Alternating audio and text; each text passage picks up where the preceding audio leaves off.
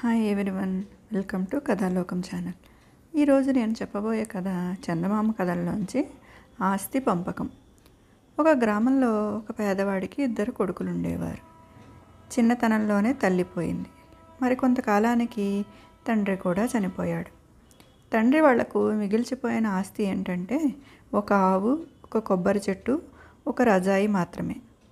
పెద్దవాడు కుటిలుడు, చిన్నవాడు అమాయకుడు. అందుచేత పెద్దవాడు తన తమ్ముడితో, తమ్ముడు, మనం మన ఆస్తిని ఇప్పుడు పంచుకోవాలి, కానీ ఆ పంచుకోవడంలో అది నాశనం కాకుండా చూసుకోవాలి. ఏమంటావు? ఆవును 2గా నరికితే ఇద్దరము నష్టపోతాము. అలాగే కొబ్బరి చెట్టును 2గా చీల్చిన, రజాయిని 2గా చించిన అవి నామరూపాలు లేకుండా పోతాయి.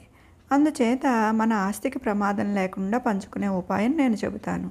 మన ఆవు ఉందనుకో, దాని ముందు భాగం నువ్వు చూసుకో, వెనుక భాగం నేను చూసుకుంటాను. అలాగే కొబ్బరి చెట్టు ఉంది కదా, దాని క్రింది భాగం నువ్వు వాడుకో, పై భాగం నేను వాడుకుంటాను. ఇక రజాయి ఉన్నది, దాన్ని పగలు నువ్వు వాడుకో, రాత్రి నేను వాడుకుంటాను.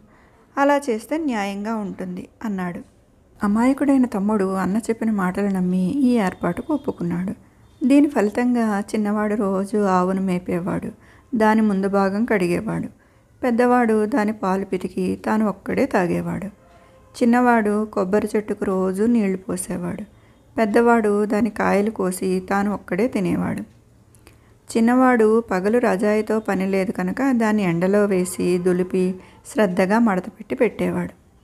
పెద్దవాడు రాత్రివేళ వెచ్చగా దాన్ని కప్పుకుని పడుకునేవాడు. పెద్దవాడు చిన్నవాడికి చేస్తున్న ఈ అన్యాయాన్ని ఊళ్ళో ఉండే ఒక వృద్ధుడు పసిగట్టాడు. అన్న ఇంట్లో లేనప్పుడు ఆయన వచ్చి చిన్నవాడితో, బాబు, నువ్వు రోజు శ్రద్ధగా మేపడం చూస్తున్నాను. ఆవు చక్కగా బలిసింది, బాగా పాలిస్తున్నదా? నువ్వు తాగుతున్నావా? కొబ్బరి చెట్టుకు శ్రమపడి రోజు నీళ్లు పోస్తున్నావు, కాయలు కూడా బాగా కాస్తున్నాయి. నువ్వు వాటిని తింటున్నావా? రోజు రజాయిని ఎంతో శ్రద్ధగా దులిపి మడిచిపెట్టడం చూస్తున్నాను. రాత్రిపూట వెచ్చగా కప్పుకొని పడుకుంటున్నావా అని అడిగాడు. లేదండి, ఆవు ముందు భాగమే నా వంతు, వెనుక భాగం మా అన్నది. అలాగే కొబ్బరి చెట్టు క్రింది భాగమే నా వంతు, పైన భాగం అన్నయ్యది. రజాయి కూడా పగలే నాది, రాత్రిపూట అన్నయ్యది అని ఆ చిన్నవాడు చెప్పాడు. బాబు, నిన్ను అమాయకుడిని చేసి మీ అన్న చాలా మోసం చేశాడు. నేను చెప్పినట్టు చేస్తావా? వాడికి బుద్ధి వచ్చి నీకు న్యాయం చేస్తాడు అన్నాడు వృద్ధుడు. ఆయన చిన్నవాడికి తాను చెప్పవలసింది చెప్పి వెళ్ళిపోయాడు.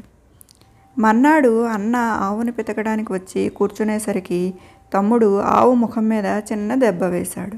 ఆవు కదిలింది. అదేమిట్రా అలా చేస్తున్నావు అన్నాడు అన్నయ్య. ఆవు ముందు భాగం నాదే కదా, నా ఇష్టం వచ్చినట్టు చేసుకుంటాను అన్నాడు చిన్నవాడు. ఈ తెలివితేటలు తమ్ముడు సొంతం కాదని వాడికి ఎవరో బోధించారని అన్న తెలుసుకుని, ఆవును కొట్టకు తమ్ముడు, పాలల్లో సగం నీకు ఇస్తానులే అన్నాడు. తరువాత కొంతసేపటికి అన్న కొబ్బరికాయలు కోసుకోవటానికని చెట్టెక్కాడు. ఆ సమయంలో తమ్ముడు గొడ్డలు ఒకటి తెచ్చి దాని మొదలు కొట్టసాగాడు. అదేమిట్రా అంటే, నా చెట్టు భాగం నా ఇష్టం అన్నాడు. కాయలలో సగం ఇస్తూ ఉంటానన్నదాకా తమ్ముడు ఊరుకోలేదు. ఆ రాత్రి అన్న రజాయి తీసుకునేసరికి అది తడిగా ఉన్నది. ఈ రజాయిని ఎందుకు తడిపావు? దీన్ని ఎలా కప్పుకోవడం అని పెద్దవాడు అడిగాడు. నాకు అదే సమస్య వచ్చింది. పగలు కప్పుకుంటే రజాయి చాలా వేడిగా ఉంది, చల్లగా ఉండడానికి నీళ్ళల్లో ముంచాను అన్నాడు చిన్నవాడు. రజాయిని ఎవరన్నా తడుపుకుంటారా? తడిపితే అది ఎందుకు పనికిరాదు. కావలిస్తే రాత్రిపూట నువ్వు కూడా రజాయి కింద పడుకోగాని దాన్ని మాత్రం తడపకు అన్నాడు అన్నయ్య.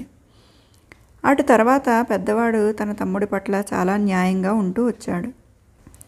ఇదండి ఈరోజు కథ. రేపు ఇంకో కథ చెప్పుకుందాం.